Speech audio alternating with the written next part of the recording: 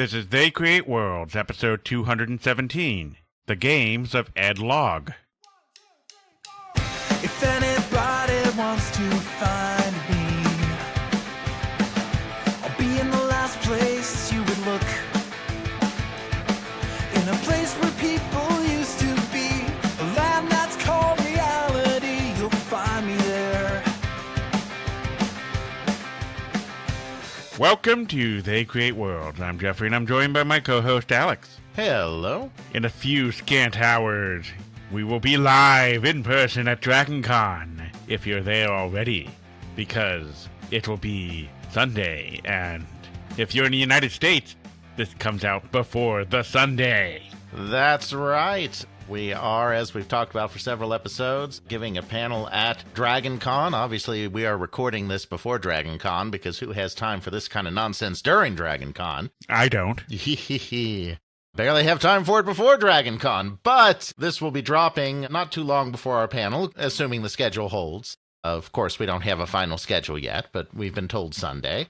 So, yeah, if you happen to be at DragonCon and for some bizarre reason are listening to this podcast at DragonCon instead of going around enjoying DragonCon, then be sure to check your schedule for our gaming track presentation on D&D and computer games to celebrate the 50th anniversary of Dungeons & Dragons, and stop by and see us in a few hours. But that's not really why they're here, kids. They're here to tell us about all of the games that you should have removed from that list, right? Yes, that's right. So those of you who are listening to these in sequential order may remember that our previous episode was the part 1 of our Top 100 Games Redux, where we went through and ripped out a bunch of games that we felt maybe upon closer reflection shouldn't have been in there the first time. Also had a few spirited conversations about a few games on the bubble that in some cases even managed to save games that we thought we might be getting rid of. And that gave us the great idea that instead of doing this whole thing ourselves in some sleazy backroom deal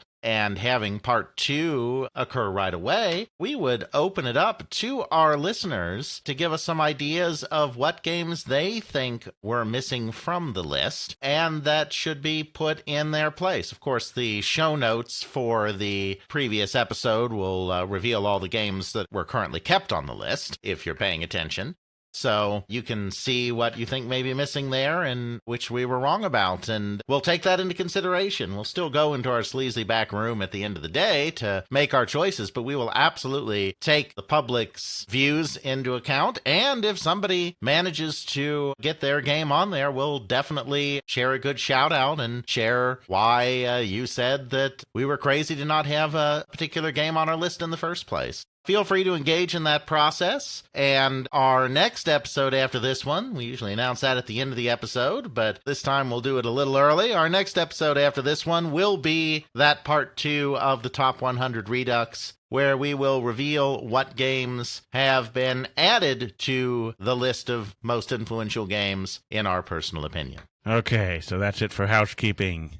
So now we must delve into the wonders of math with Ed and his logarithmic function of all the video games. Yes, well, it's funny you should say that, because I get where you're going there with the name Log, though, of course, his is spelled with 2 G's for some reason. But it's funny you should say that, because Ed Logg actually was a math person. He was that before he was ever a computer programmer and thought that he was going to become some kind of mathematics professor or some such thing before his career took a turn. But we'll get into that in a little more detail in a moment, because yes, today's episode is all about Ed Logg and the Games of Ed Logg. Ed Logg is one of the most accomplished coin-operated game programmers in the history of the medium, gave us some true classics, some big hits, some incredibly influential games. It feels like it's worth our time to kind of go in and look at that career. We did that for Eugene Jarvis, which is probably the only other American coin-op programmer and game designer that has anywhere approaching the same pedigree as Ed Logg. Which one has the bigger pedigree is certainly not a debate that I care to have. They're both equally incredible. So it seemed like a good time to extend the same treatment to Atari's #1 guy here in Ed. So like all of our other, I guess, biographies, Where do we start with Ed? Do we start with young child Ed, figuring out things about math and video games? Or was this much further down the line? Teenage Ed, finding computers for the first time at some, university. Well, I would say there's not a huge amount to say about his childhood. I don't know that we really have all of that much information, really. There's been a lot of talk about his career, but not necessarily a lot of retrospective on the entirety of his life. We do know, or at least so Wikipedia tells us, that he was born in 1948 in Seattle, which places him in his mid-70s at the time of this recording. We do know from interviews that he has given that he did discover computers for the first time while he was in high school. We don't have any details on that. But he has alluded to the fact that he was first exposed to computing in high school, no doubt through the medium of time-sharing. I imagine his school probably had a time-sharing terminal hooked up to a mainframe or mini-computer somewhere. That's how so many people of this generation first discovered computers, if they were discovering them in high school. We do know that from the very beginning he was fascinated in figuring out how they worked, and that he used games as a way of experimenting with computers. He was inputting his own games. I don't know if he was strictly making his own games. Again, I wish we had a little more information on his very, very early life, because he's certainly worthy of that full biographical treatment. But that's about all we know about that. We do know, however, that he went to UC Berkeley as a mathematics major with the intention of getting his PhD eventually in mathematics and taking that whole route. We know that after Berkeley, he ended up attending Stanford University for a time, where he was intending to get those graduate degrees in mathematics. And this is where his life really took the turn, because he had been engaged with computers for a while, like I said. I mean, if I had more details, I'd give them, but we know he had been for a while. And he finally just decided this programming thing was just ever so much more fascinating than pure mathematics. He decided he didn't really want to be a mathematics instructor, which is about all you can do. You can do research and you can be a professor. There's really not much more you can do with a pure mathematics degree. Math's used in a lot of practical fields, but, you get degrees in engineering and other things to use math like that, not pure mathematics. So he ended up abandoning the graduate work and becoming a programmer for Control Data Corporation, which is a Minnesota-based company most known for its so-called supercomputers. But he was working in their California branch, so he wasn't picking up his roots and moving to the Midwest. He got to stay right where he was in the Valley, working for CDC as a programmer, working on a programming project for a bank. Now, that was his day job, doing programming projects for CDC. His true fascination was still with the games, and Stanford was a very important part of that because, of course, as we've talked about many times before on this podcast, Stanford was one of the very early centers of computer games because of the Stanford AI Lab, which had one of the very early installations of Space War. Ed Logg played Space War on the computers that were in the computer science department at Stanford. He also was there to play the Galaxy game, which we have talked about. We've done an episode about on this podcast before, which was the early attempt to commercialize Space War by a former Stanford student Bill Pitts and his friend Hugh Tuck, that kind of came out at roughly the same time as Nolan Bushnell's Computer Space, but was both a far more faithful recreation of Space War than Computer Space was, and also was correspondingly much, much more expensive, and therefore never got beyond a couple of prototype units, one of which spent almost a decade in the Stanford Student Union. So Ed Logg got to play that as well. So he wasn't just playing Space War in the computer lab, he also saw the prototypical commercialized version and played that as well. He was also familiar with what was going on in coin-operated gaming. He was first exposed to video games, as he said in an interview that he gave, by playing games like Pong and Breakout at Pizza Time Theater, Chuck E. Cheese. The first location of which was, of course, also opened in the Valley because that was an Atari project. He was also exposed at Stanford to some of the early mainframe computer games, classic games like Star Trek and Adventure. He's right at the nexus of all of these movements that are happening right now that are moving us towards a viable commercial video game industry, or as we like to say for the early days, a set of video game industries. So while he was working on this project for the bank as his main job at CDC, he also took it upon himself to port a lot of these early computer games like Adventure and Star Trek from the Stanford computers, where he was presumably able to get printouts of the code, to the computers in use by CDC. Then when he would have those programs done, he would then, because he also had a connection to the ARPANET, he would then send those games out on the ARPANET. So he wasn't creating original games at this time, but he was doing his own little part to spread some of the very early classic mainframe games because he just found the whole thing very enjoyable. He also decided around 1976 or so, exact years are a little hazy, he actually created his own custom home computer. We're not talking about one of these computers like the Altair or the MSI that are just starting to appear in the hobbyist computing market, as we've talked about before. He built his own custom computer just to play some of the fun games that he was seeing in the arcades. For instance, his computer could play a version of the game Seawolf, the classic Midway target shooting game from Dave Nutting Associates that we've talked about from time to time. Yeah, this guy, he kind of liked games a whole lot. So he definitely had a lot of pedigree here with his knowledge of games from when they were really starting to transition from just the hobbyist space into commercial stuff, and he's learning all of the right ways to do things. So he's taking the popular game and porting them over, so that gets him to understand, because if you want to make a faithful port, and if you're coding it from scratch without access to the source code, you're going to learn really rapidly how do you program a game really well? How do you do that loop very well? How do you do all of these different things that you need to know in order to make a good game? And then combine that with his experience, he can then translate that over into, all right, I'm going to make my own original games. I know what works. I know how to code it well. I should be able to make something that's very appealing to a bunch of different other players. Exactly, because of course we have to remember there are very, very few professional game designers at this point.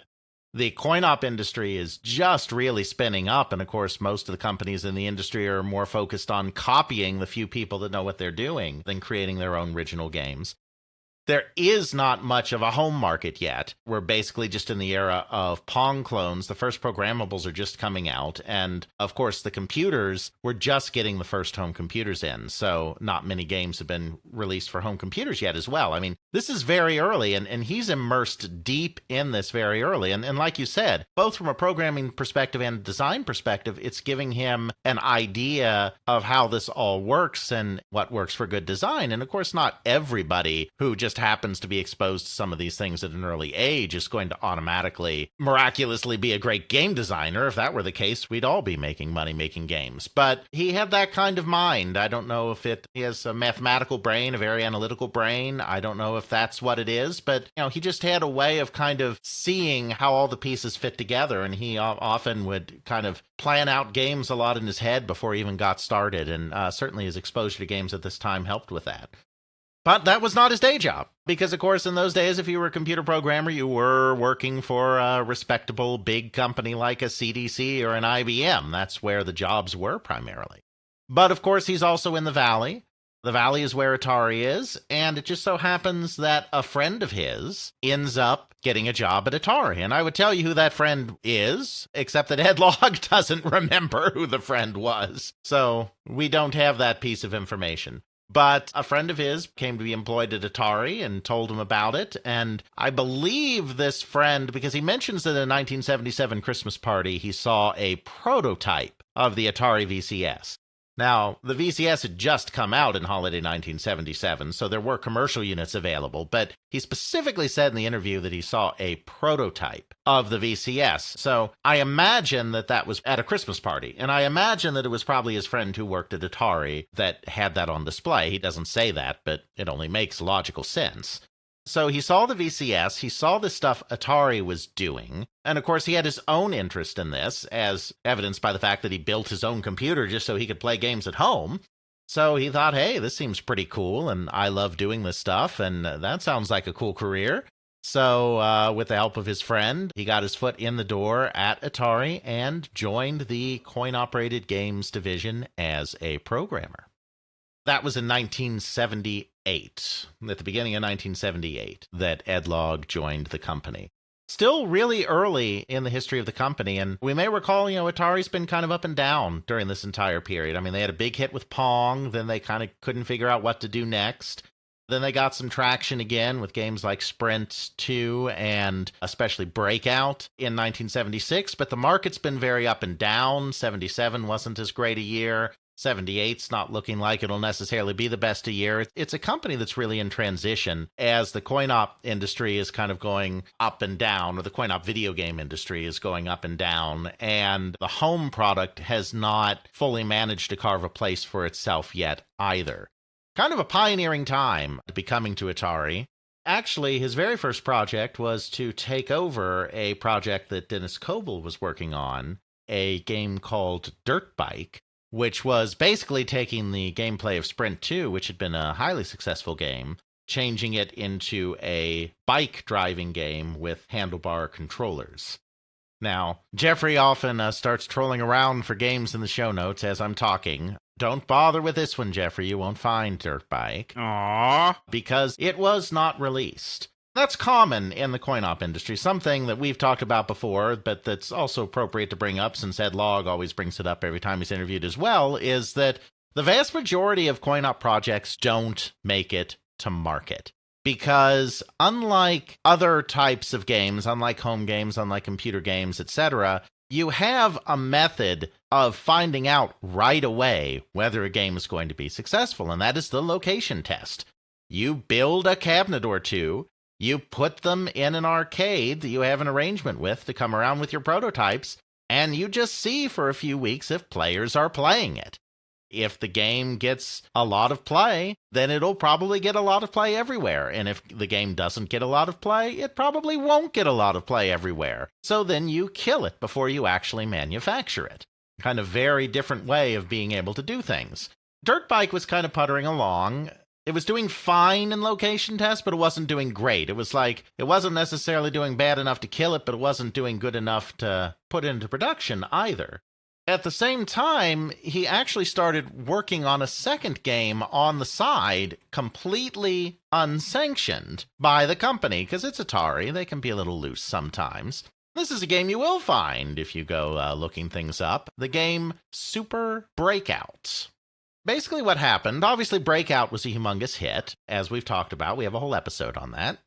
Nolan Bushnell had been very keen to do a follow-up product. Atari didn't do all that many sequels overall, all things considered. Obviously, they did a million Pong clones like everyone else, but they didn't necessarily do a lot of sequels. But Nolan Bushnell thought that with the concept being such a big hit, that they could definitely extend it and had some ideas on how that might be done.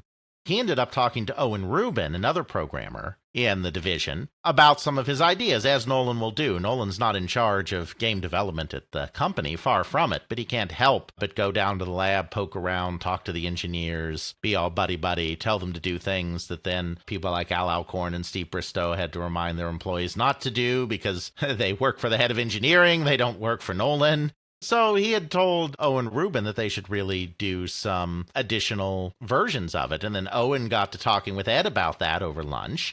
And then Ed was like, yeah, this sounds fun. I'd like to do that. Because with their game development situation at the time, there was a lot of waiting around because they didn't have that many computers for people to work on. So you would put some code together and then you would send it over to the women, and they were women, that would type up your code all nice and pretty on paper tape. And then you would feed that paper tape into the computer and then use that code to burn new ROM chips. So there was a lot of downtime in the process, so he figured, yeah, it'd be fun to have a second game to work on while I can't work on this game. So he kind of just informally took on this Super Breakout project, which was a complete redo because unlike the original, this one was programmed. Obviously, Ed Logg's a programmer. The original was one of the last games that Atari did in all hardware. He had to recreate everything. He didn't have any code that he could just use as a base. He had to start from scratch and created several variations. 3 different game modes that also had a few other variations within the game mode to give it kind of 6 ways to play altogether.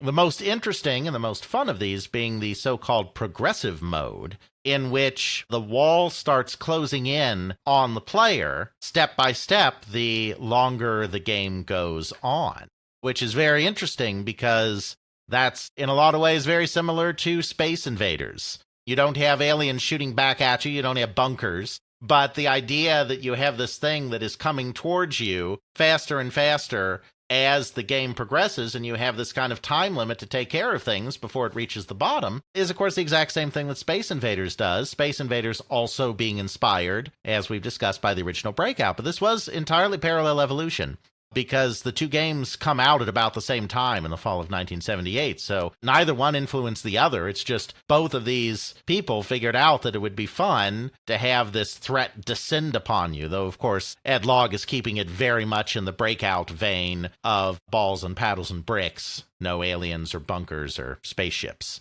So he's working on these 2 games simultaneously, and unlike Dirt Bike, Super Breakout gets fantastic results in test. So they went ahead and said, well, we're going to kill your Dirt Bike game, and we will put out Super Breakout instead, which is what they did, released in the fall of 1978. It was a decent hit. You know, in this pre-Space Invaders era, a decent hit doesn't look the same as it would even just a couple of years later, but they moved almost 5,000 cabinets, according to some internal documentation that we've gotten a hold of. The charts in Replay and Play Meter indicate that it was one of the top 10 highest earning video games on location in 1979.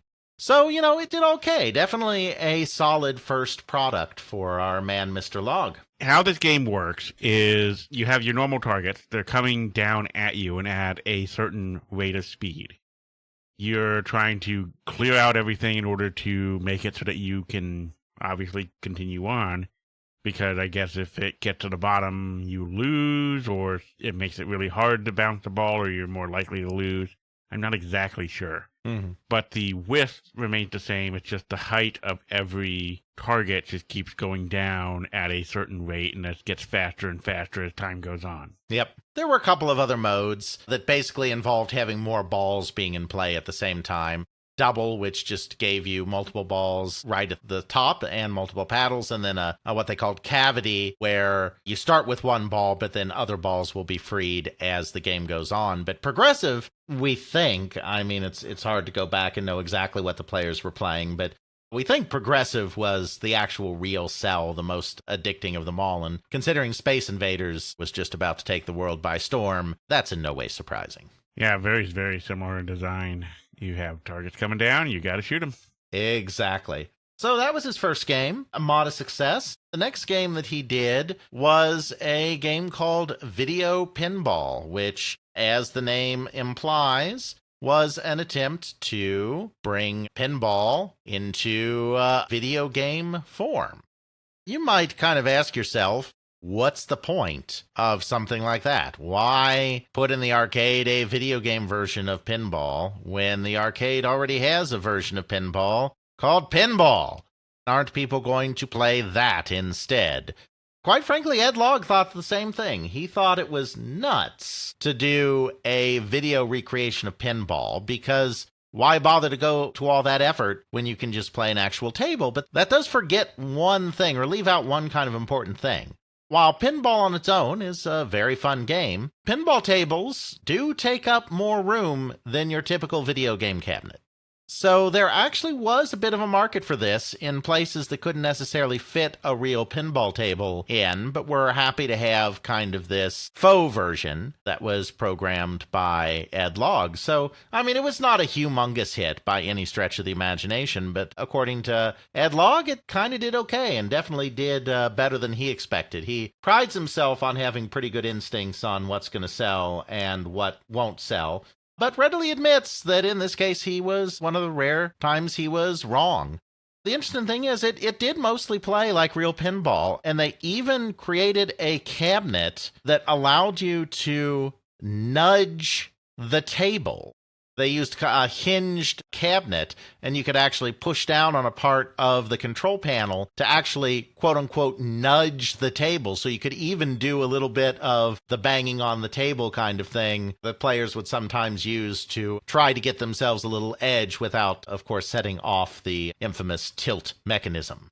Yeah, it's kind of interesting. They did the same thing they did with Space Invaders and other things where they have decals underneath the video to give it that more detailed, more interesting thing. And then all of the animated stuff is actually all the video component of it. It's sort of that weird hybrid thing they did. Mm-hmm. Yeah, absolutely. Because you're never going to have, at this period of time, you're not going to have hardware powerful enough to really represent an entire pinball table graphically. But by combining overlays with some good programming, you can kind of simulate a full table. Since the footprint was smaller than a pinball game, and we were getting to the point now with Space Invaders just coming that video games are picking up a little bit of steam, it was received an okay reception. Not brilliant, but okay. But of course, all of this was just prologue to Ed Logg's next game, which is the game that really put him on the map and remained, after its release, the best-selling coin-operated game released by Atari of all time. And this is, of course, the true classic, Asteroids. There's a fair amount of contradictory information out there about Asteroids, about the genesis of Asteroids. We'll do our best to kind of sort through that. There are a few different sources. Retro Gamer did a making-of article where they talked to both Ed Logg and the co-creator of the game, Lyle Raines, which a lot of information comes from. A lot of our information in general on Ed Logg comes from the large interview he did for the excellent book Game Design Theory and Practice, which, in addition to being kind of a textbook on making video games, also had a lot of interviews with prominent game designers. So becomes a good source for this stuff. We have a couple of sources, and it's clear that there are probably some memories that are a little faulty here and there, but we will do our best with the information we have.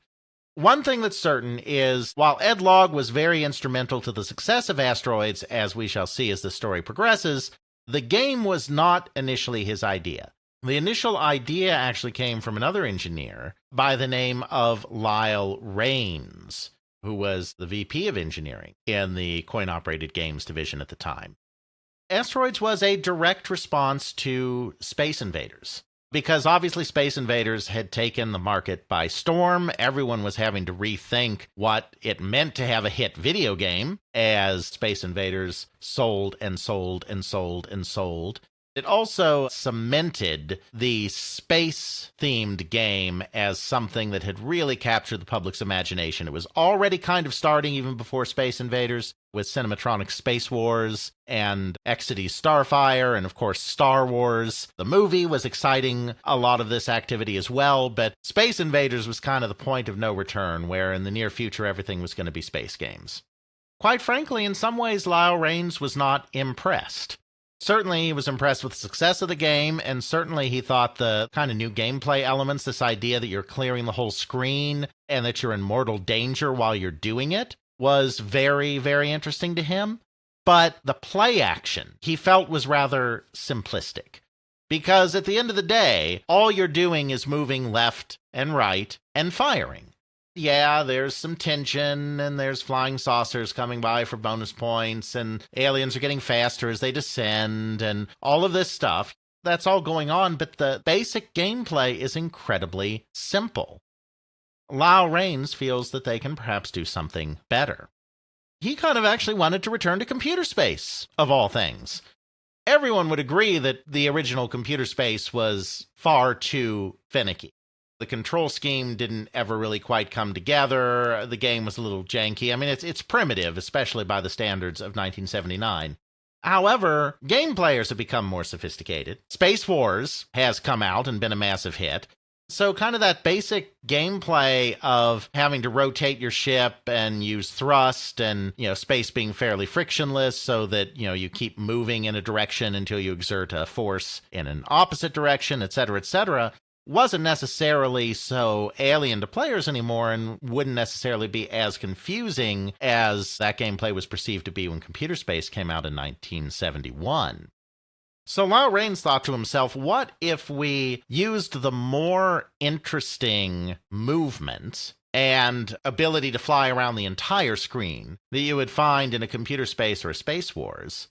But combine that with the clear all the objects from the screen gameplay that Space Invaders had so successfully not pioneered, obviously, since even it's taking it from Breakout, but has so successfully cemented as the gameplay loop that players want in this exact time period.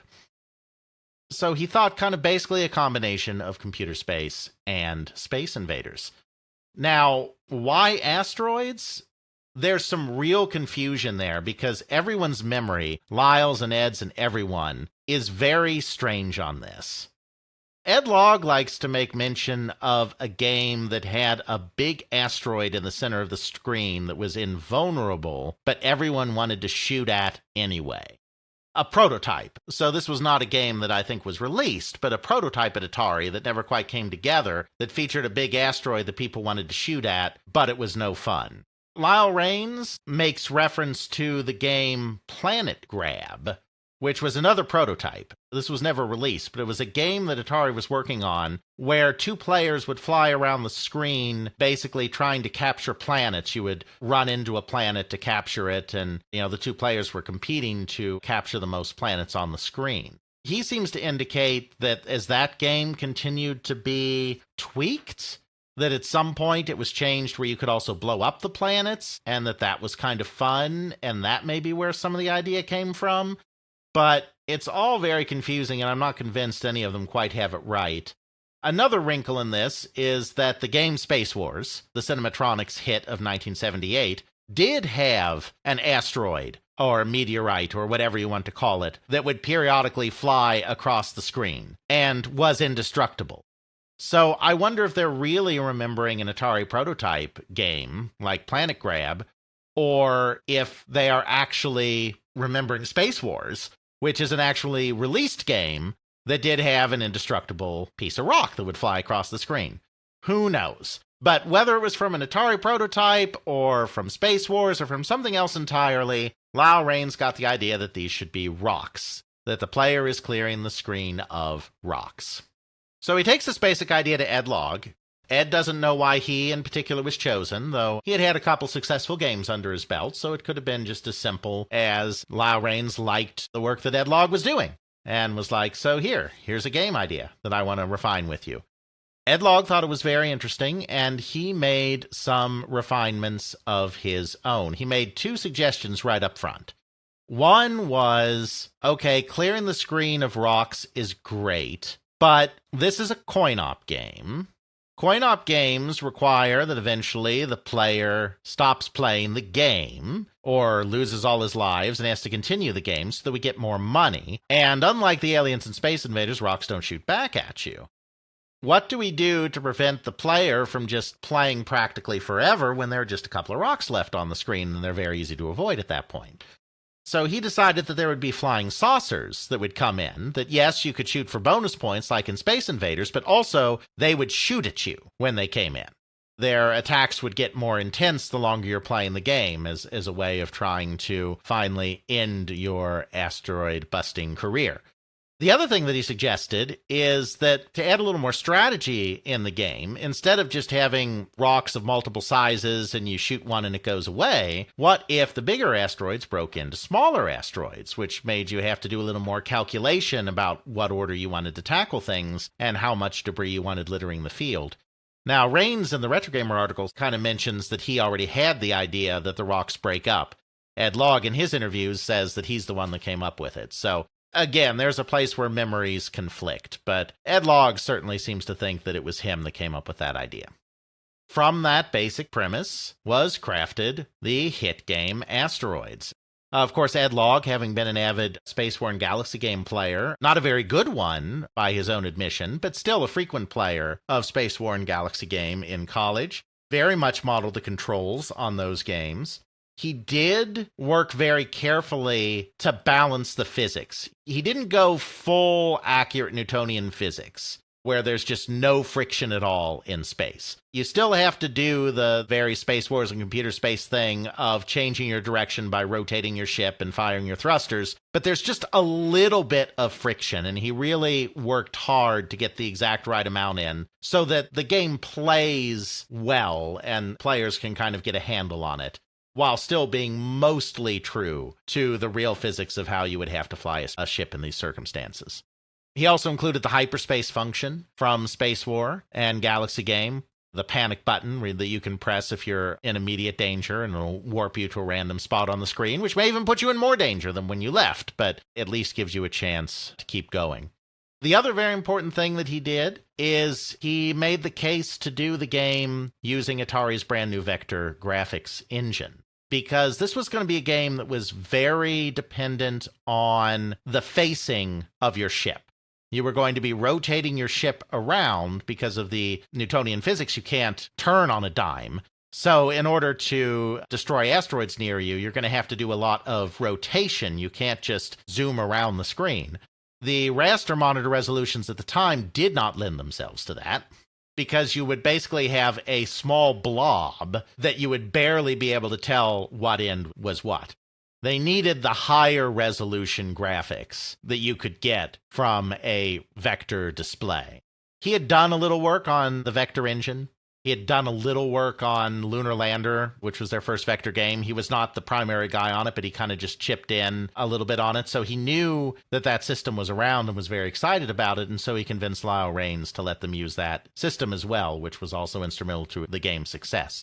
We kind of see it all coming together here with this game. I mean, clearly this is a person that understands what makes a good game. He's figured out how to add a little more strategy with the rocks breaking up. He's come up with a system that, in theory, emphasis on the in theory, is going to stop players from just lurking at the end of the game by having the saucers come out that shoot at them. He's thinking about the presentation elements, what he's going to need in terms of technology to make this work well. And of course, he's putting a lot of time into refining the physics to make sure that it just has a really good feel to the player. So you put all of these things together, and you get the massive hit that is Asteroids, that sells 70,000 units. It's important for a number of reasons that we've talked about in other episodes. I do think, and I'm not the one that came up with this, I've heard this theory espoused by people that were there at the time. It's not unique to me, but Pong came out and then had a bunch of clones, and the clones weren't that much different, and then the market collapsed. The very same thing could have happened with Space Invaders, where you just had Space Invaders, and you had a bunch of Space Invaders clones, and then everyone got tired of it, and the market collapsed. It could have just been another single game fad. But Asteroids coming out on the heel of Space Invaders with a similar theme in that it's a space shooting game, but implemented in a completely different way, where you're zipping around the entire screen, 5-button control scheme, hyperspace, Newtonian physics, asteroids that break into smaller pieces. You know, a very different way of doing the same kind of gameplay kind of showed that Space Invaders was not a one-game fad this time, that, hey, we have more ideas of what you can do, and these ideas are going to vary, and we can actually have a diverse video game offering. So I think it was really important for that reason. And the other thing is that it truly was the game that popularized the high score table. Ed Logg himself has been very candid that he took the high score table from Exidy Starfire, which we talked about in our Exidy episode. He didn't invent the high score table, but it's just Asteroids was a massive, massive, massive hit, 70,000 units. So that was the game that really popularized the high score table. Space Invaders popularized the high score, but didn't have a table with initials. Exidy with Starfire introduced the table with initials, and that gave it some traction, but that game was a relatively low-selling game. Asteroids, which takes the high-score table from Starfire, blows up everywhere, and now the high-score table has become a standard part of the arcade experience. Again, it speaks to Ed Logg's ability here that in this case, yeah, it's not something that he invented himself, but he recognized a great feature from another product, though in his own words, he didn't have any conception of how big the high score table would become. He thought it was interesting, and he thought it was something worth putting in. But even he was surprised at how important that became in arcade culture. So there you have it. Now, one thing that he did fail on is I said that those flying saucers would, in theory, stop a player from lurking on the screen forever when there was just a couple of asteroids left. Well, I use those words in theory very deliberately because in practice, it didn't quite work out that way. Because you see, originally, he had it so that the saucer would basically, as the game progressed, would come out and basically shoot at you immediately after it appeared. So if you were kind of on the edge of the screen where the saucer was going to appear, you basically had no chance to avoid it. So in playtests, players complained, said that was very unfair, that they could just die before they had any chance to react. Ed Logg grudgingly agreed, and so he put a 1-second delay on the shooting after the spaceship, the saucer, appeared. That was all the time a really good player needed to kill the saucer before it had a chance to fire. The saucer gave you points when you destroyed it. As with many games at the time, additional points, would eventually give you extra men, extra lives, extra ships. The lurking strategy was very viable. Ed Logg knew this was a possibility, but when he was playing it himself, he was never successful at it. So he was like, this won't be a problem. But you may remember that I said earlier that Ed Logg wasn't necessarily the best player of Space War and Galaxy game back in college. So his play skills were probably also not the best ones to gauge whether a player would be able to successfully lurk. Boy, did players successfully lurk. Lurking is just a strategy where you leave one asteroid, so it's very easy to avoid, and you just wait for the flying saucer to appear and shoot it over and over and over again for points. This literally allowed players, the best players, to play the game for multiple days on a single quarter. No, you said days, not hours. Days. That is correct. When did they sleep? So they didn't sleep, obviously, when they were doing this. I mean, we're talking about, the record was playing 58 straight hours. That's right, 58 straight hours. I'm not sure if the player slept during that time, but he did eat and have bathroom breaks. Because the thing is, like I said, you get points every time you blow up the saucer, and eventually you get enough points that you get an extra man. You build up so many extra lives that you can go take a break and get killed a few dozen times while you're going to the bathroom or eating something, and you'll still come back and have plenty of lives remaining to keep going. That's not good. Now, obviously, not every player played it for 58, 60 hours. But a good player, and there were many good players, could play the game for hours at a time on the single quarters. But, it's kind of did that cost? It cost arcade operators money, clearly. But it probably actually was a big part of the reason why the game was so popular with players, so it may have actually helped with the sales of the cabinets into arcades, which is all that Atari itself cares about. Yeah. Pretty crazy. A gentleman that named Scott Safran who did this, it was the person that beat his record that lasts 58 hours. Scott Safran's game lasted about 60 hours, in which he scored over 41 million points. That remained the high score until 2010, when another individual, John McAllister, decided to challenge the Asteroids world record and played the game for 58 hours and just topped the score. The previous high score had been 41,336,440, and McAllister broke it at 41,338,740. I imagine he just barely broke the record because, I don't know this, but I imagine he stopped as soon as he knew he had the record. I don't think he planned to tack on like another 20 hours to make sure that his record was unbeatable. Yeah, it just seems crazy to do that. Just the toll on your body from doing it. Oh, absolutely. But, Scott Safran was a kid when he did it, like a teenager. Teenagers can do that stuff better than some of the rest of us. Certainly, most players were not doing this. It's not like every arcade had a player playing the game for 60 hours, but it could be done if you really wanted to. So that would explain needing to make Asteroids Deluxe in order to solve some of these issues. Indeed, which we won't be talking about today because Ed Logg had nothing to do with it. But yes, there were sequels to Asteroids that tried to fix some of these niggling little problems. So that's Asteroids. Incredibly successful, really shows off the full range of Ed Logg's ability as a game designer to figure out control schemes and physics and programming and strategy and everything else. and it earned him a promotion. He actually became a team leader, a project manager after that game, and worked on a couple of small projects in that role as he was ramping up. Atari had their very popular football game in 1978. So he worked on 2 projects related to that, a 4-player version of the game, and a kit for the original that updated the playbook to try to extend the life of that game. So a couple of small projects, no doubt they gave him small projects to get him ramped up in this new role. Then ended up being the project manager on what would become Atari's second best selling coin-operated video game of all time. So you see, he really is, everything he's touching in this period really is turning to gold. And that is the game Centipede. Centipede's another game where there's a little bit of confusion around the game, both because of differing memories of the participants, but also because there is a real desire to give credit for the game to the other programmer on the project, Dona Bailey, because she was a pioneer in a way in being a female video game programmer. In point of fact, while Dona Bailey made some very important contributions, which you are going to cover, and I think it's fair to say the game would probably not have been quite as successful without her, this was really primarily an Ed Logg game, not a Dona Bailey game.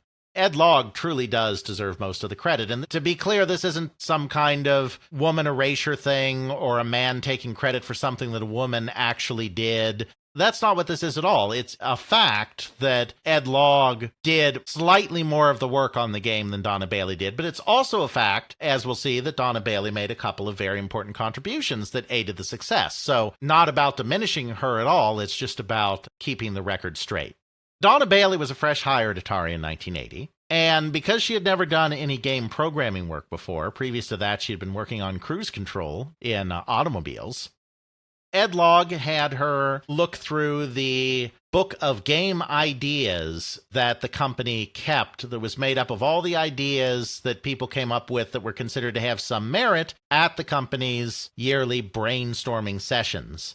They would have off-sites at places like Pajaro Dunes where basically everyone could pitch game ideas. Most of them came from programmers and hardware engineers, but artists would also contribute and even sometimes people from other disciplines. Sometimes these ideas would just be a couple of sentences. Sometimes they would be full-blown game ideas with storyboards and everything. It would really vary. These ideas would be gathered in advance, a lot of them, and then they would go over them at the brainstorming sessions, then they would split into groups and discuss them some more and maybe bring up some new ideas, and then at the end, any ideas that the majority of people thought had merit would be added to this book of game ideas. So Dona Bailey was turned loose on this book, and most of the ideas, which is not surprising in 1980, involved in some way, shape, or form spaceships and lasers and aliens and explosions and all of this kind of stuff, and she just wasn't interested in that. But she finally came across one that intrigued her that was merely titled Bug Shooter. We have no idea whose idea Bug Shooter was. No one has come forward to take credit for it. It was not Ed Logg's idea. This bug shooter idea just basically said that a multi-segmented centipede, or bug, is moving across and down the screen, and you have to shoot it segment by segment. She thought that was kind of a cool idea, and so she chose that as the game. But the game design was done by Ed Logg. Dona Bailey had never designed a game before, so Ed Logg took it upon himself to design the game, and then he assigned Dona Bailey to be the programmer on the game. So there's a lot of similarities to Asteroids in kind of the choices he made here. First of all, according to Dona Bailey, it had a multi-button control scheme in the beginning that was very similar to the Asteroids scheme. And then he really wanted there to be these strategic elements again. He wanted to make sure that the player was always on their toes, so he added in the spider, which was kind of akin to the saucers in Asteroids, which would go after the player separately from the centipede to always kind of keep the player on his toes.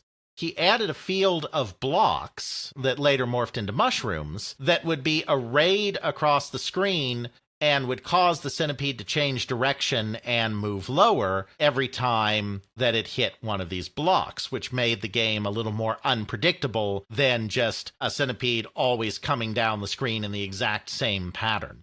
In the beginning, the game still lacked something with these basic features until their coworker, Ed Logg's coworker, Dan Van Eldren, brought up the very good point of, why can't you shoot the mushrooms? Ed Logg was like, why can't you shoot the mushrooms? So he made it so that the mushrooms were also destructible, and then added additional critters. A flea that spreads more mushrooms on the screen. A scorpion that can poison the mushrooms, and then if the centipede hits a poison mushroom, it gives up its meandering path down the screen and goes straight for you at the bottom. And of course, if the centipede hits the bottom of the screen, you lose the game. So that one simple change, being able to shoot the mushrooms, opened up other creative ideas in Ed Logg's mind as well that made the game even more strategic. That's when they kind of had a winner of a game. What did Dona Bailey do? Even though this is an Ed Logg episode, we don't want to diminish Dona Bailey's contributions. Well, she actually had a lot of problems getting a handle on video game programming, which was very different from what she had done previously and, involved graphics and all of this other stuff that she was not familiar with. Ed Logg, in this period, decided that he hated being a supervisor. He hated having all the managerial responsibilities, personnel management and whatnot. Ed Logg actually voluntarily gave up his supervisor job and returned to being just a mere programmer, and ended up helping Dona Bailey on the programming, so they each programmed about half the game. Dona Bailey's real contributions were twofold. First of all, she was really focused on the color scheme of the game, and she wanted a color scheme that would be very striking in the arcade. So she had the technician poke around in the color generator, activating different palettes by tweaking the hardware, until they came across a striking pastel color palette that Dona Bailey implemented in the game. And then she implemented it by having each object be made of two complementary colors, one outline color and one fill color. So the graphics are vibrant and beautiful. Obviously, we'll put the game in the show notes, but as with a lot of these early arcade games, it doesn't necessarily fully capture what it felt like seeing that in an arcade on a CRT, which is a very different experience. They really popped in comparison to most other games, which made the game stand out. So that was a big contribution of Dona Bailey. The other was the use of the trackball as the main control scheme. Now, this is one place where memories differ. Ed Logg claims that the trackball was his idea. He had already worked with a trackball on the football games, which is true. He would have done so. And that he had it there the whole time. I think it's just faulty memory. I don't think anyone's trying to diminish anybody. In this case, I do believe Dona Bailey, because Dona Bailey in her interview with Retro Gamer was very detailed and specific on how they got to the trackball, and it all feels very plausible. So I think Ed Logg is probably just misremembering there. But basically, she wasn't very good at using the buttons. So they tried a joystick, and that wasn't really working very well either. Then her and Steve Calfee, another guy, they kind of hit on using a trackball instead, and that just felt like a really good control scheme. So the trackball as a controller and the pastel graphics were very much Dona Bailey, as was about half the code. The game design and about half the programming was Ed Logg. Between them, they created a monumental hit. It sold 50,000 units. It was popular with women, one of the games in the wake of Pac-Man that was drawing a broader audience into the arcade. And again, just showed Ed Logg's penchant for really solid game designs that had a lot of interesting strategic possibilities. Whether it's asteroids breaking into multiple pieces, or it's mushrooms that are randomly altering the course of a centipede, he really knows how to put enticing gameplay elements into his products. The game itself is very interesting. You move back and forth. You're trying to hit all the things, and the predicted path of the centipede, much like how you try to predict the path of Space Invaders, changes dynamically based off of which mushroom is hit, whether or not you shot away a mushroom, whether or not a new mushroom is spawned somewhere. You could have last minute, I'm lining up this perfect shot. This mushroom came down. Now it's going a completely different direction to the other side of the screen. I got to react and dynamically change my play pattern to adapt. Indeed. Almost in a way, taking a form of chaos theory to create a game that's very dynamic and has a lot of replay value, while still remaining viable for an arcade where, hey, you're going to lose really quickly here if you don't react really quick. Absolutely. The game was so successful that Ed Logg actually created a sequel to it the next year, and Dona Bailey was not involved with this. This was entirely Ed Logg. I mean, he had a couple of other people on the team, like a hardware engineer and whatnot. He didn't solo create it, but he didn't have the same equal distribution as Dona Bailey on the original created the game Millipede, which basically implements a few more ideas that he couldn't fit into the original game. It has a few more types of enemies in it, a few more options for the player, like a DDT bomb that can destroy more things. One interesting thing that it has as well is that mushrooms will actually, in the first game, the flea would deposit more mushrooms, but in this game, more mushrooms will actually grow organically on their own based on John Conway's famous Game of Life. The rules of that game for how life spreads depending on how many squares surrounding the object also have objects in them, in this case, of course, mushrooms. That was actually implemented by a young Mark Cherney, game design legend who's still in the industry today as the chief hardware engineer for Sony's PlayStation line. This was one of the first things he did after joining Atari. He assisted in the programming of Millipede, and he was the one that came up with the idea of doing that and actually implemented the program. Little Mark Cherney shout out there. So that's Millipede. It was also successful, not as successful as Centipede, just because we're getting to the point where the market's starting to hit some trouble, but is also somewhat successful. Ed Logg's been having himself quite a run here. It was not entirely all success because, as I said, plenty of games don't actually make it to market. Another thing that he actually worked on in this time period was a game called Maze Invaders, was the next game he worked on after Millipede. It was an attempt at a Pac-Man style game. There were a couple of prototypes of it made, but it just didn't do well enough in testing. We don't really have much information on it, it's just that it was a maze game very similar to Pac-Man. But it's just another reminder that even a brilliant designer like Ed Logg, who has created two of the biggest hits in arcade video game history in Asteroids and Centipede, still will have some duds in there because that is just the nature of the coin-op business. I actually found Maze Invaders. Yeah, because there were a couple of prototypes. I don't know much about it, but the video will show you how it plays. So that brings us up to 1983. And in 1983, he started working on two very different games. First of all, it was the height of the Laserdisc craze. And, of course, Atari, like all other companies, was trying to get their foot in the door on this whole Laserdisc thing. They started a Roadrunner game, which would be Laserdisc and which would feature clips from the Roadrunner cartoons, of which Ed Logg was a huge fan.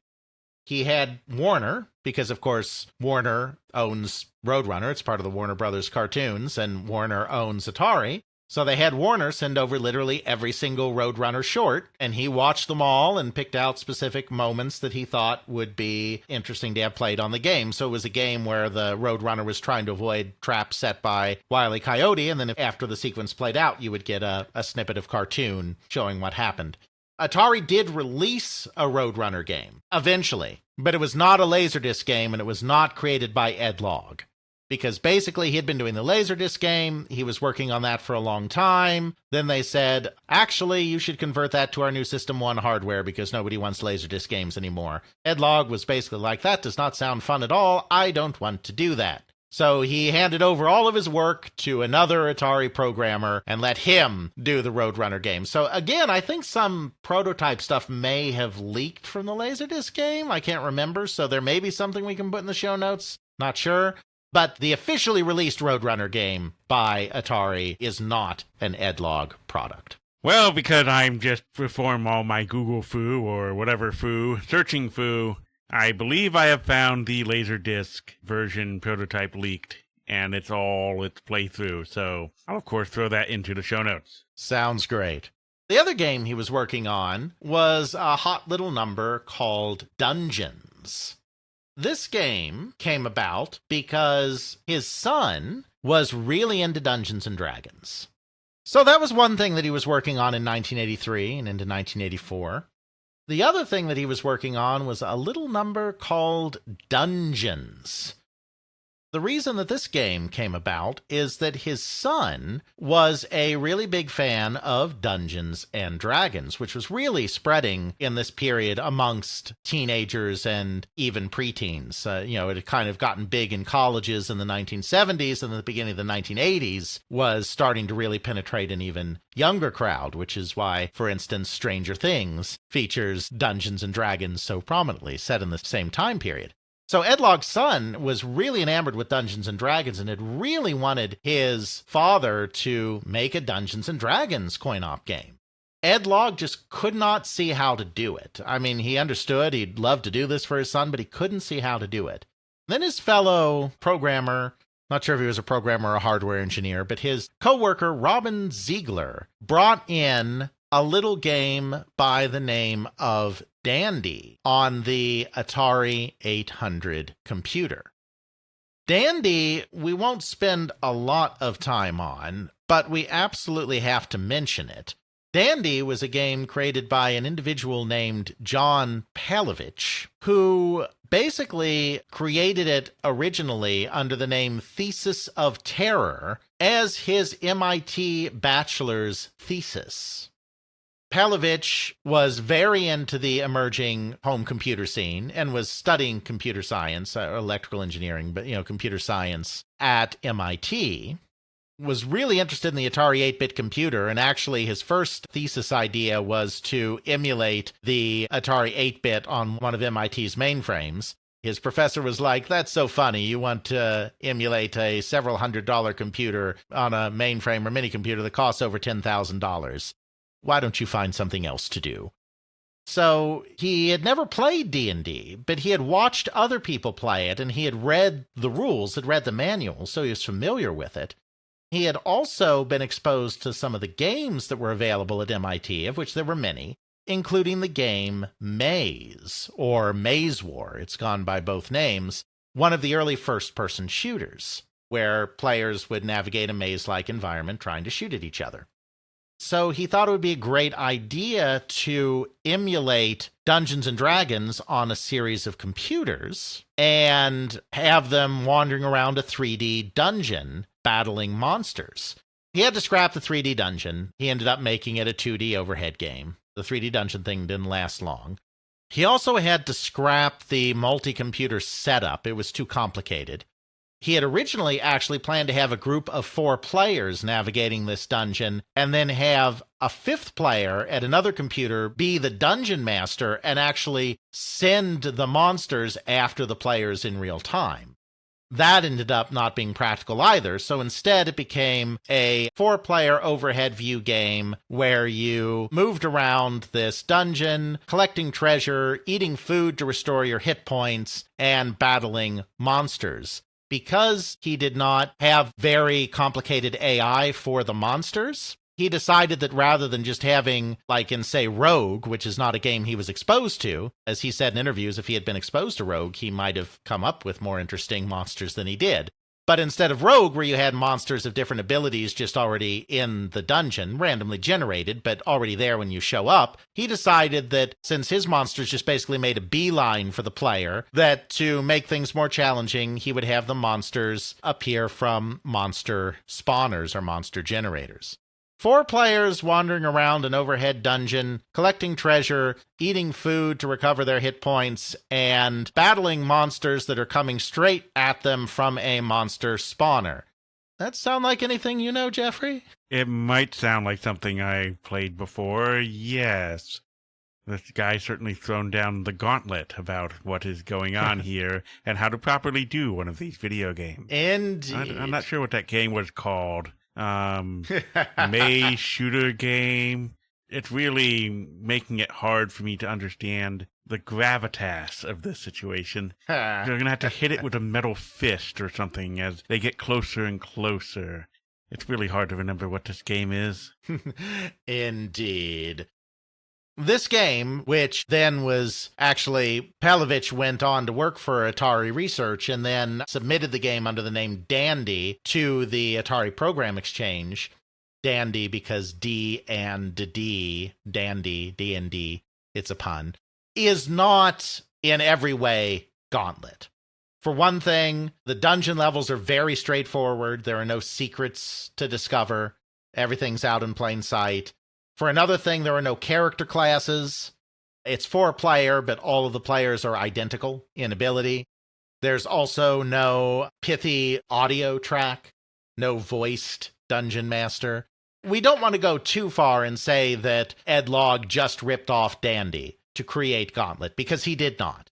However, and Ed Logg himself has acknowledged this, when Robin Ziegler brought in Dandy on the Atari 800, which had been submitted to Atari through the APX, Atari Program Exchange, brought it in and showed it to him, it clicked for him and he figured out, okay, this is how you simulate D&D in a coin-operated game. So he started work on it under the name Dungeons at the time. Not long after that, this was at the height of the crash, the coin-op division suffered its very first, I think, layoff that they had ever had. Robin Ziegler, his partner on the game, ended up being laid off. Also, the Roadrunner game was higher priority and was sapping all his attention, so he started working on Gauntlet in 1983, late 1983, but he did have to set it aside for a while to work on Roadrunner, and because he didn't have any more support, because the company was downsizing. But a year or so later, he was assigned a new hardware engineer on the project, Pat McCarthy, a new programmer, Bob Flanagan, and they got back to work on what ended up being called Gauntlet because Dungeons, the lawyer said, was a no-go. Ed Logg doesn't say this, but certainly because of TSR's very litigious nature. So they get back to work on the game under the name Gauntlet, because he was thinking of the connotation of running the gauntlet, and that's really what you're doing, because you're going through these levels full of so many monsters, and he really wanted it to be big. He wanted the levels to be bigger than a single screen. That's something that he also acknowledges he took from Dandy, because Dandy was like that as well. He wanted there to be a lot of enemies on the screen at once, so much so that he developed an algorithm to have 1,000 objects be possible to have on the screen at the same time, and also worked with Pat McCarthy, the hardware engineer, to modify the System 1 hardware so that it could have more RAM and could actually display all of these moving objects. The other thing that he really wanted to do is he was really thinking about coin-op economics as well.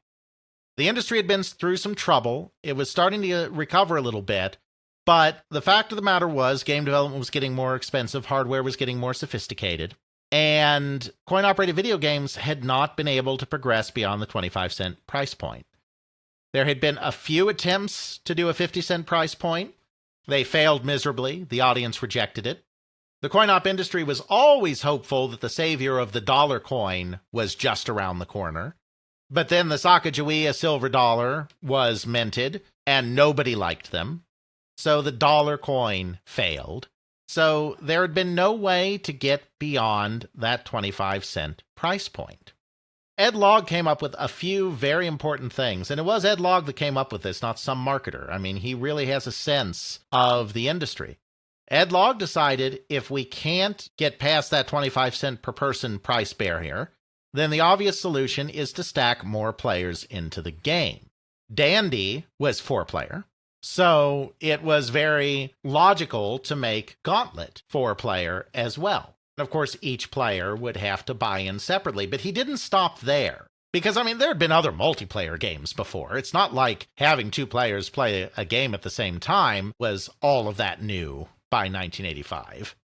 But here's what was new. He was thinking back when he was doing the multiplayer to the old Atari arcade game Tank 8, which had been massively multiplayer. It had been an 8-player game.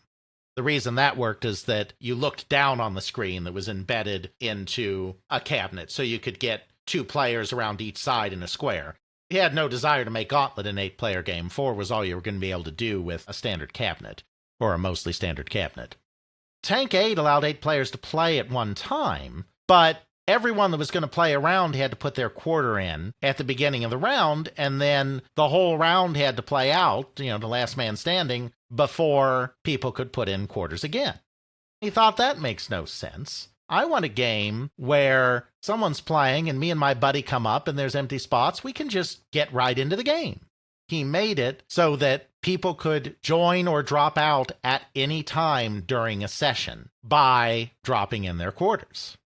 But wait, there's more, because he was also using a hit point system, very true to D&D, and also very true to Dandy.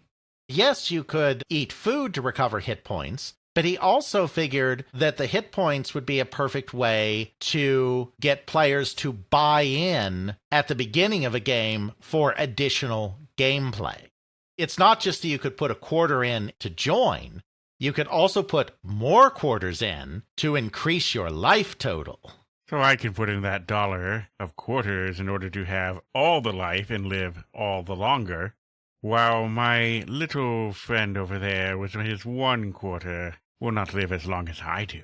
Now, I cannot say definitively that this was the first game to use that paradigm. There may have been another game that used this paradigm before it.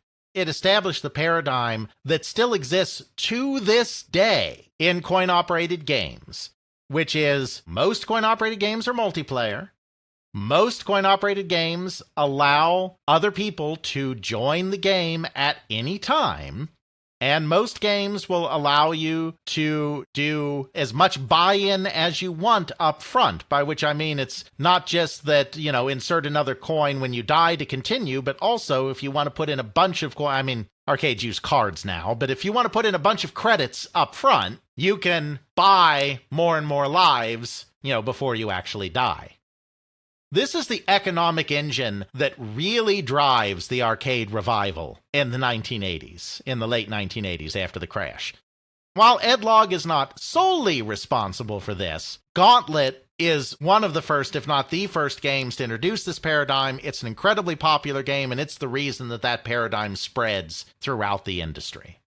Here's Ed Logg again, revolutionizing the coin-op industry. Gauntlet, not as big a seller as an Asteroids or a Centipede, just because it's a different time and games don't sell as much as that, but 4-player cooperative, drop in and drop out at any time, and buy in at the beginning of your stint or any time during your stint to get more playtime anytime you want. Ed Logg basically pioneered all of that in Gauntlet. Or at the very least, popularized it. Exactly.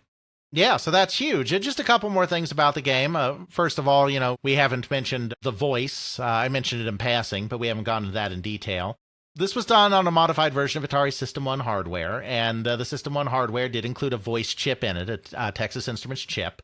They thought it would be fun to use that chip to essentially represent a faceless dungeon master, because this is a D&D-based kind of game, even though the actual gameplay bears no resemblance to D&D. The inspiration is D&D. So they thought it would be fun to have basically a dungeon master that would occasionally give you basic instructions or give you warnings or just mock you and point out things snarkily like, "Warrior's been eating all the food lately," or something like that. So it's really delightful, all of the voice samples that are in the game as well, and that was entirely to kind of emulate a dungeon master. The other thing that's interesting about the game is this was a period of time when games were moving away from endless gameplay loops to actually having a defined ending. But Gauntlet doesn't have an ending. It just cycles back through. You go through all the levels, and there are a lot of them, and then you cycle through a different variation on them. It doesn't have a final boss fight or a final ending. The reason for that, and marketing really wanted him to put one in because that was becoming the new standard in how you did these games. But Ed Logg didn't want to end the game in that way because he was worried for the player who, say, joined right before the final boss and put $2 worth of quarters in the machine and then only got to play for 2 minutes because the game was almost over. So basically just blew all of his money. Obviously, later games don't concern themselves with that quite so much, but he was really concerned about that, and so he decided that there would not be a final boss, that there would not be an ending, that it would just continually cycle. It was one of the last prominent games of its type to not have a defined endpoint.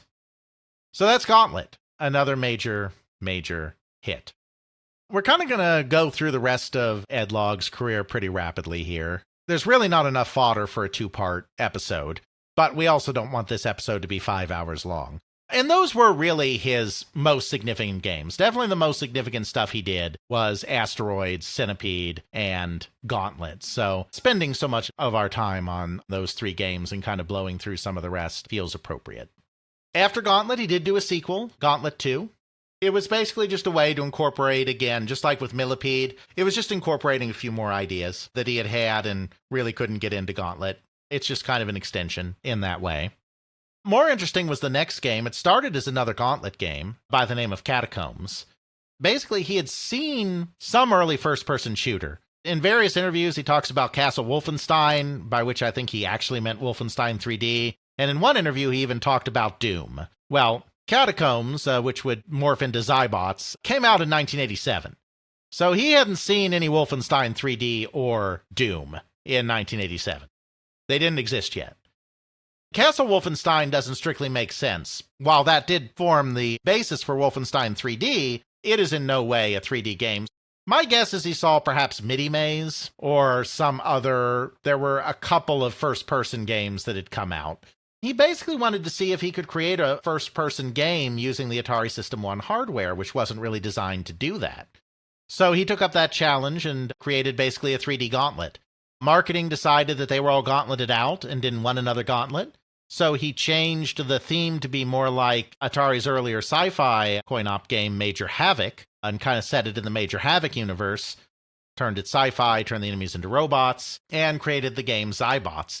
It's an interesting footnote because it was a first-person shooter, a very early first-person shooter, and in the arcade no less, which was not a place where you would expect to see that kind of thing. But it was not completely successful. He never really solved moving around in a 3D space. They had a joystick for movement, and then they had this little thing on top that you could use to rotate your character. But it was all very difficult and slow and clunky, and it was too easy to get shot by a robot that you never saw coming. So Xybots was not particularly successful, but it is interesting in that it was a very early first-person game that in some ways basically took the Gauntlet formula and turned it into 3D, even though it used a sci-fi setting. So he did Xybots. And then after that, he actually, for a long time, got more into console game programming. He kind of left the arcade scene behind. He had actually done one VCS game while he was at Atari. He had done an Othello game for the VCS. He was not primarily a VCS programmer. He did it in his own time. He used a kernel that Carol Shaw had used for her Checkers game as a base, and then created this Othello game, just for the fun of it. At Atari Games, where of course he's at now by this time period, all the Atari corporate shenanigans that we've talked about in the past, he actually started playing around with the family computer. We have to remember that in this time period, a large chunk of Atari Games, the majority of it in fact, was owned by Namco, Japanese company. So they kind of had a window into what was going on in Japan with the family computer. They decided that they would probably like to release some of their classic Atari games in Japan for the family computer. It wasn't coming over to the United States yet at this time. So he actually reverse engineered the family computer. To be clear, we are talking about the family computer, not the NES, because of course Atari Games is going to very famously have themselves a bit of an oopsie trying to reverse engineer the lockout chip on the Nintendo Entertainment System. That is not the reverse engineering Ed Logg is doing. Ed Logg was not part of that project. He reverse engineered the Famicom, which did not have that chip. He actually worked on Centipede and Millipede conversions for the family computer. But at that point, there was a big legal struggle going on between Atari Corporation, Jack Tramiel's company that had bought the former home computer and console divisions of Atari, and Atari Games, which was primarily the coin-op division, over who owned what property. There was a lawsuit going on over who had the rights to those early games, because those early games had been coin-operated games first, but then they had all been made into VCS versions. There had been home conversions of Centipede and Millipede and Breakout and Asteroids and everything else. There were lawsuits going back and forth about who owned the property, and the judge just didn't want to deal with it and said, okay, fine. Everything coin-op before the split is owned by Atari Games. Everything console before the split is owned by Atari Corporation. Basically, Tengen could not do home versions of Atari's pre-1984 arcade games because the home rights, as that lawsuit was settled, stayed with Atari Corporation. That ended any plans to release Centipede and Millipede on the Famicom. A while later, he saw Tetris on the Atari ST computer in one of its computer game releases. Was immediately enamored by the game and told Atari Games attorney Dennis Wood that they absolutely had to get the rights for it. This is in Ed Logg's telling. So, of course, we've gone over the whole Tetris story. We won't repeat that here, but Ed Logg, according to Ed himself, was the reason that Atari went after the Tetris rights. Originally, Ed Logg was going to do both the coin-op and NES versions of the game. That ended up being too much work, so he handed off the coin-op version, but he actually was the creator of the Tengen Tetris game, which of course ended up being taken off the shelves because of all of the lawsuit stuff that we talk about in other episodes and don't need to get into here. After that, he did one more coin-operated game called Steel Talons with Ed Rothberg, which is mostly notable for the fact that it was a very early polygonal game that came out in 1991, third-person shooter kind of game. Then, shortly after that, he actually left Atari and joined Electronic Arts. The funny thing is he joined Electronic Arts because he wanted to do console games with them. He was getting more and more interested in console games. But Electronic Arts at the time was hiring a bunch of former Atari people to start its own coin-op division. Yes, Electronic Arts very briefly had a coin-op division because there was this idea that all the biggest hits like Mortal Kombat and NBA Jam and Street Fighter II were coming out of the arcade. So companies like Electronic Arts and Acclaim decided that they should have coin-op divisions so that they could create in-house the next console hits. First creating the coin-op version and then being able to do the console conversions of their own games themselves. So he ended up joining the very short-lived coin-op division of Electronic Arts. Worked on a puzzle game and a shooting game there, neither one of which was ever released. Then Electronic Arts very quickly closed down that division, which was a mistake to do in the first place. That left him unemployed. He wanted to do console games. He was going to go in with another former coworker at EA to create a new startup to do that, but then his partner found another opportunity.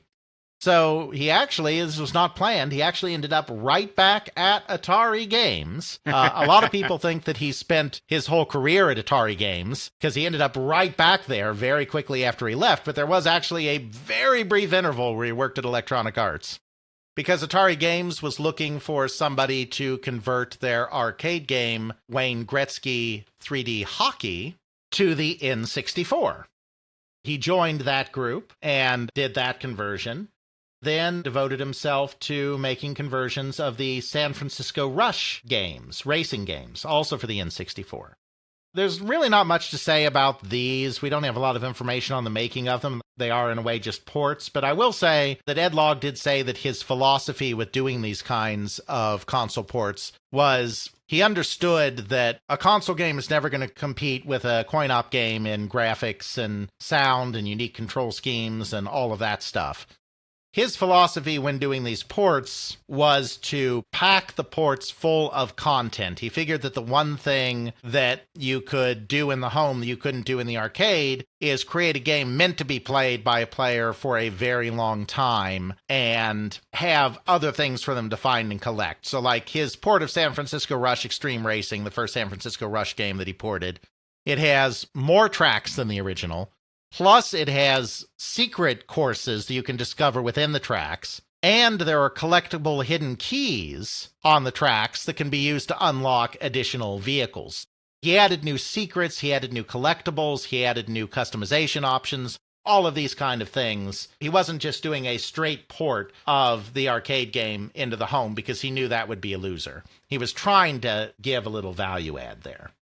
Then he ended up working on an original 3D platform game called Dr. Muto that didn't really do all of that well.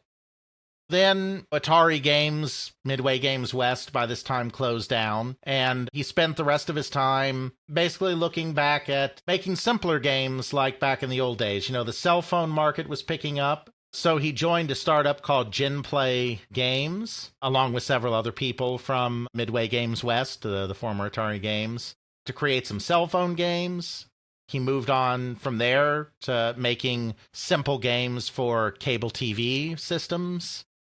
Then he was one of several people that joined a company called Innovative Leisure that brought together a lot of ex-Atari people to make mobile games, smartphone games that, for a variety of reasons, never panned out. I'm not sure if he worked for any other companies other than those, but, he just basically kind of did that kind of stuff until retiring. None of the later work was particularly noteworthy that he did, but a lot of the old guard kind of turned to things like mobile gaming and smartphone gaming in the later stages of their career, just because those were projects more like what they had worked on in the beginning, where you had very small teams of people doing relatively simple, compared to modern AAA games, relatively simple projects, and it just felt a lot like the world that they had left behind from the beginnings of their career, because games had just been getting more and more and more complex. No, we kind of rushed there. I think I left out some other projects. He also did a game before he left Atari Games the first time after Steel Talons called Space Lords. There was an attempt at a multiplayer space game where everyone had their own monitor. You could play up to 4 players, each 2 players per cabinet, and then the cabinets could be linked.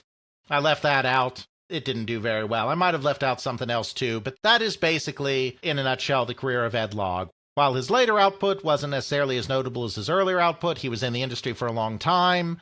I mean, anyone would kill to have a resume that included Asteroids, Centipede, and Gauntlet. Truly one of the legends in the coin-operated video game space. He certainly had a long, distinguished career, and if I understand from some quick searching of him, he talks about it to this day and is willing to give presentations and other things about his career and how things were back then. Absolutely. I would say, what are we doing next time? But I know what we're doing next time. We are deciding the fate of 100 games. What lives? What dies? Give your input.